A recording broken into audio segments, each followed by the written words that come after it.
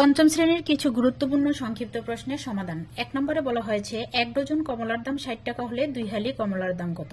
1 dozen সমান হচ্ছে 12টি কমলার দাম 60 টাকা, অতএব একটি কমলার দাম আমরা ভাগ করে বের করব। 60কে 12 দিয়ে ভাগ করব, 5 12 60, 5 টাকা। 2 হালি বা 8টি, 2 হালিতে 8টি হয়, 8টি কমলার দাম হচ্ছে 5 গুণ 8, 5 8 40 টাকা। 2 নম্বরে বলা হয়েছে এক ব্যক্তির দৈনিক আয় 100 টাকা হলে 1 মাসে তার আয় কত। 1 মাস সমান 30 দিন। একদিনের আয় যদি 100 টাকা হয়, 30 দিনের আয় 100কে 30 দিয়ে গুণ করতে হবে, তাহলে 3000 টাকা।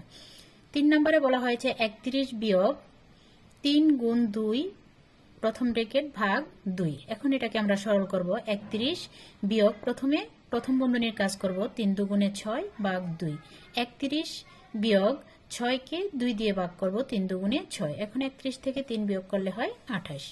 তারপরের অঙ্কটা আছে 1 বিয়োগ দ্বিতীয় বন্ধনী 1 বিয়োগ প্রথম বন্ধনী 1 বিয়োগ প্রথম বন্ধনী শেষ দ্বিতীয় বন্ধনী শেষ। এটাকে সরল করতে বলা হয়েছে। তাহলে আমরা প্রথমে কি করব, 1 বিয়োগ এই 1 বিয়োগ প্রথম বন্ধনীর কাজটা আগে করব। 1 থেকে যদি 1 বিয়োগ করি তাহলে 0 থাকে। এখন আমরা দ্বিতীয় বন্ধনীটা দিয়ে দিব। এখন এই 1 বিয়োগ 1 এর থেকে যদি 0 বিয়োগ করি তাহলে 1 থাকে। এখন 1 থেকে যদি 1 বিয়োগ করি তাহলে 0 থাকে। এটার রেজাল্ট হচ্ছে 0।